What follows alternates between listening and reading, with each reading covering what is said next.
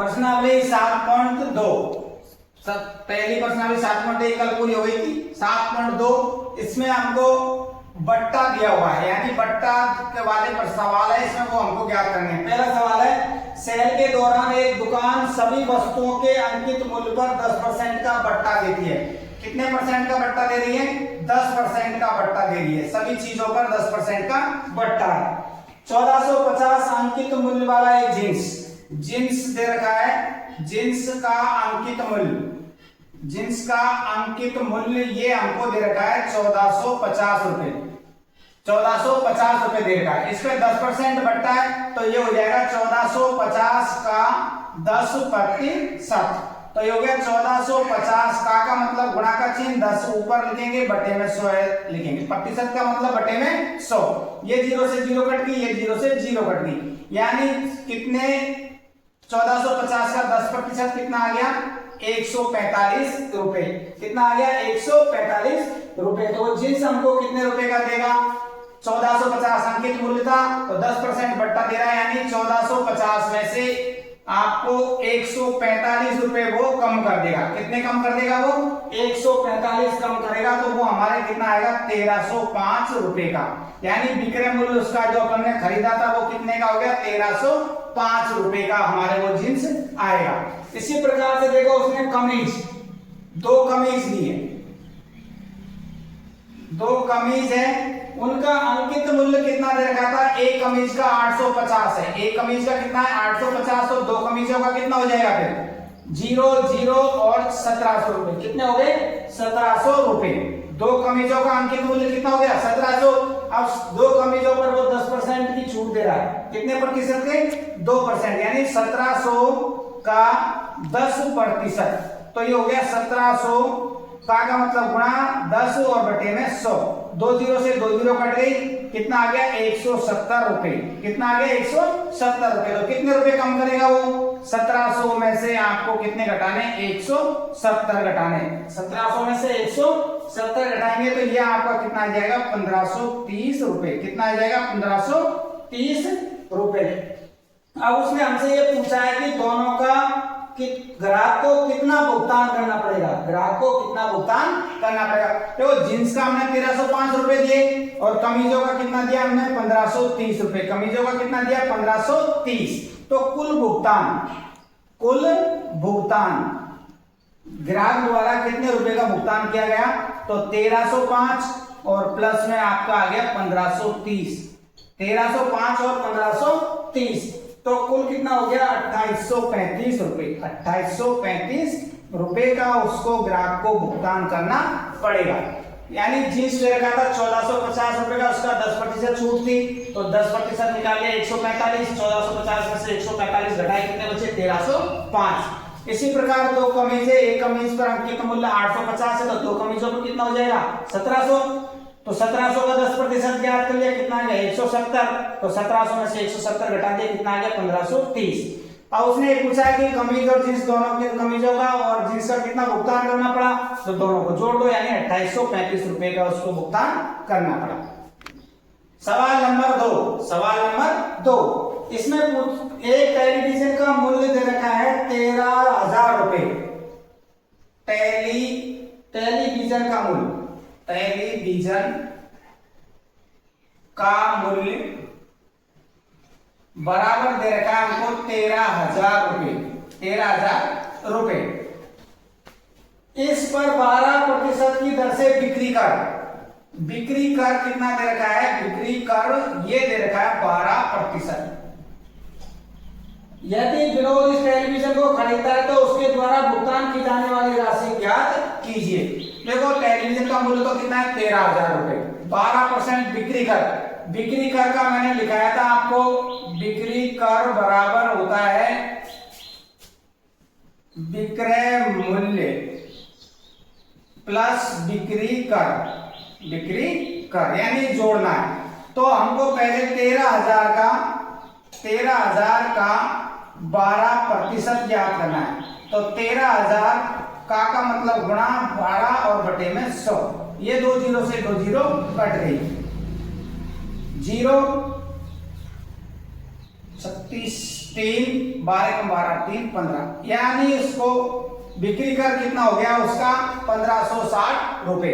फिर उसने पूछा है कि कुल कितना भुगतान करना पड़ेगा, तो भुगतान कितना हो जाएगा, फिर आपका भुगतान हो गया 13,000, तो उस पर मूल्य लिखा हुआ था, बिक्री कर कितना हो गया उसका 1560 रुपए। कितना हो गया 1560 रुपए। इस प्रकार उसको कितना करना पड़ेगा 14,560 रुपए का भुगतान करना पड़ेगा।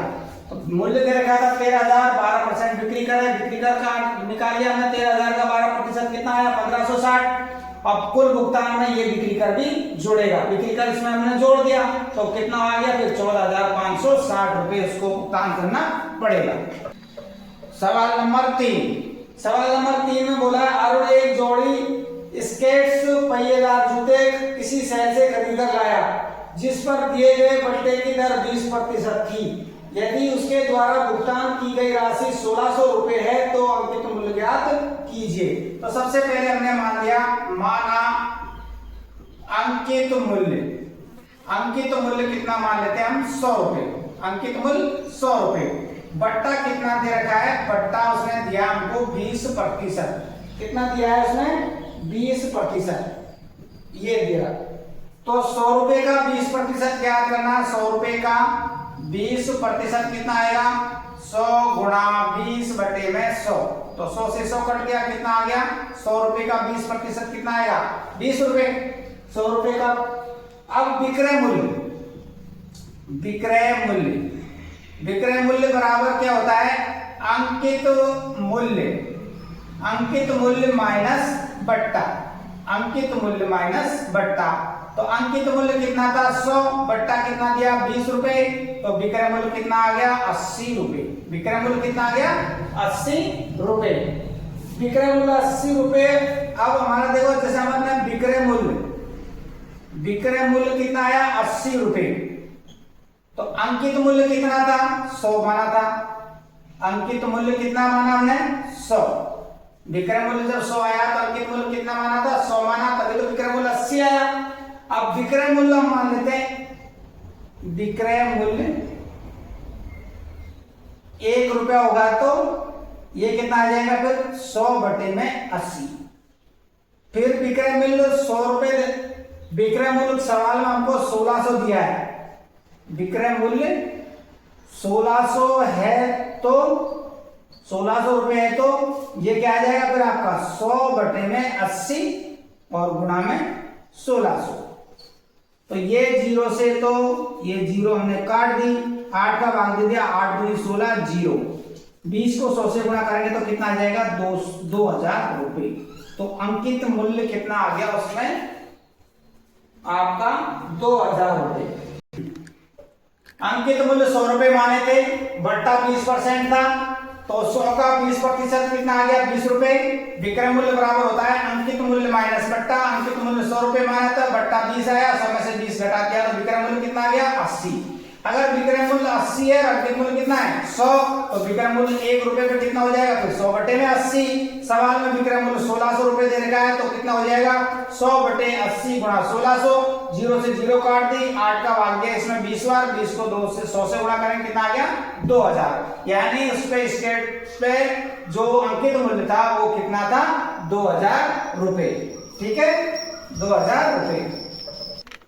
सवाल नंबर 4, सवाल नंबर 4 है आपका, मैंने एक हेयर ड्रायर 8% बेट सहित 5400 रुपए में खरीदा, बेट को जोड़ने से पहले उसका मूल्य क्या था, यानी अंकित मूल्य हमको ज्ञात करना है। तो सबसे पहले हमने हेयर ड्रायर का अंकित मूल्य कितना मान लिया x, बेट कितना उसके ऊपर 8% और विक्रय मूल्य कितना हो गया 5400 रुपए। कितना हो गया 5400 रुपए दे रखा है हमको सवाल में। तो अपन देखो x रुपए का 8% निकालेंगे, यानी अंकित मूल्य कितना माना हमने x, तो x का 8%, x का 8% यानी x गुणा 8 बटे में 100, तो ये हो गया आपका 8x बटे में 100।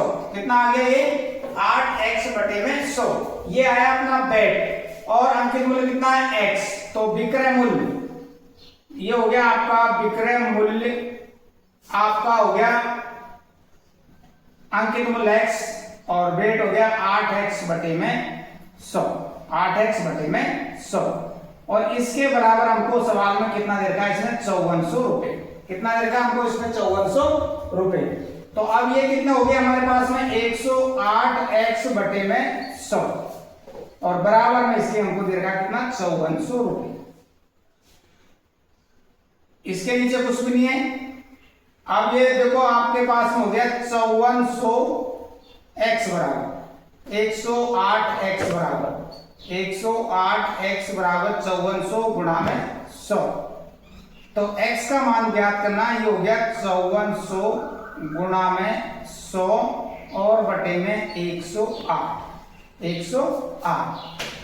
अब 108 का भाग हम इसमें देंगे 54 में, तो कितनी इसका भाग छोटी संख्या से दे लेते हैं। जैसे 2 का भाग दिया हमने 5 और 4 और ये दे दिया, इसमें हमने भाग दे दिया 2 का भाग दिया इसमें 50 बार, 2 का भाग इसमें दे दिया, 2 का भाग इसमें दे दिया। अब 54 से ये 54 कट गया, एक बार 2 जीरो की 2 जीरो, तो x बराबर कितना आ गया 100 को 50 से गुना करेंगे तो कितना आ जाएगा 5000 रुपए। तो यानी बेट से पहले उसका अंकित मूल्य कितना था 5000 रुपए। हेयर ड्रायर का अंकित मूल्य मान लिया x, बेट देर का 8%, विक्रय मूल्य है 5400 रुपए। x का 8% ज्ञात करेंगे तो x का 8% कितना आ गया 8x बटे में 100। विक्रय मूल्य कितना हो जाएगा फिर x प्लस 8 बटे x 100, 8x बटे में 100 इस बराबर 5400 सवाल में दिया हुआ है। ये हो गया 100, इसके नीचे कुछ भी नहीं है, एक मानेंगे, लघुत्तम लेंगे 100, 100 को x से गुणा करेंगे 100x, 100x में 8x जोड़ेंगे तो 108x बटे में 100 बराबर 5400, बजर गुणा करेंगे तो 108x को 1 से गुणा किया तो 108x, 5400 गुणा में 100, बट हमको x का मान ज्ञात करना है 5400 बटे 108 और गुणा में 100। 2 का भाग दे दिया इसमें 54 बार, 2 का भाग इसमें दे दिया 50 बार, 54 से 54 काट दिया एक बार, 2 जीरो की 2 जीरो, इन दोनों को गुणा किया तो कितना आ गया 5000। तो अंकित मूल्य कितना था उसका 5000 रुपए। पांचवा सवाल है, कोई वस्तु 18% जीएसटी सम्मिलित करने के बाद 1239 रुपए में खरीदी गई। जीएसटी जोड़ने से पहले उस वस्तु का मूल्य ज्ञात कीजिए। तो जीएसटी जोड़ने से पहले वस्तु का मूल्य हमने कितना मान लिया x और जीएसटी कितनी दर की 18%, तो x का 18% ज्ञात करो, x का 18%, तो ये हो गया x गुणा 18 बटे में 100, यानी हो गया आपका 18x बटे में 100। x का जो जीएसटी निकाली अपन ने 18x बटे में 100। अब जीएसटी सम्मिलित करने के बाद मूल्य क्या होगा इसका, जीएसटी शामिल या सम्मिलित करने पर, सम्मिलित करने पर मूल्य कितना हो जाएगा x और जीएसटी वाला कितना है 18x बटे में 100, 18x बटे में 100। इसके नीचे कुछ नहीं, एक मान लिया, इनका लघुत्तम आ गया आपका 100, एक का भाग 100 में 100 बार, 100 को x से गुणा करेंगे तो आएगा 100x और 100 का भाग 100 में एक बार, एक को 18 से गुणा करेंगे तो 18x। इन दोनों को जोड़ दो, कितने आ गए 118x और बटे में कितना आ गया 100। ये जीएसटी सम्मिलित करने के बाद का मूल्य है और सवाल में हमको जीएसटी सम्मिलित करने का बाद का मूल्य दे रखा है 1239। कितना दे रखा है हमको 1239 रुपए दे रखा है। इसके नीचे कुछ भी नहीं, एक मान लिया, बच्चे गुणा करेंगे तो ये हो गया 118x बराबर 1239 गुणा में 100। x का मान ज्ञात करना है तो 1239 गुणा 100 और बटे में 118, 118। अब 118 आ गया हमारे पास में, इसमें देखो अब भाग दे लेते हैं हम, भाग दिया इसमें या इसका डायरेक्ट इसमें हम भाग दे रहे हैं। भाग भी इसमें हम दे सकते हैं या फिर छोटी संख्या से भी हम इसमें भाग दे सकते हैं। जैसे 2 का भाग दिया इसमें अपन ने 5 बार, 5 दूनी 10, 1 बच गया 18, 9 दूनी 18। 2 का भाग इसमें दे दिया हमने, कितनी बार गया 50 बार, कितनी बार गया 50 बार। अब 59 का भाग इसमें हम दे लें, इसमें भाग देंगे, काट के आप जब गुणा करेंगे तो ये आएगा आपका 1050 रुपए। भाग देंगे, देख लेना आप, इसका भाग देंगे इसमें और गुणा करना है यानी 1050 रुपए। जीएसटी जोड़ने से पहले जो मूल्य था वो कितना था इसका? 1050 रुपए। 1050। ठीक है, देखो अपन ने इसको 2 से इसको काट दिया था 59 बार, 2 को इसको काट दिया 50 बार। अब देखो 59 का हम इसमें भाग देंगे 1239 में, तो ये कितनी बार जाएगा? 21 बार। कितनी बार जाएगा? 21 बार। 21 को और 50 को गुणा करेंगे जो आएगा 1050 रुपए। यानी जीएसटी जोड़ने से पहले जो मूल्य था एक्स माना था वो कितना आ गया? 1050 रुपए। जीएसटी जोड़ने से पहले का मूल्य कितना है उसका? 1050 रुपए। ठीक है।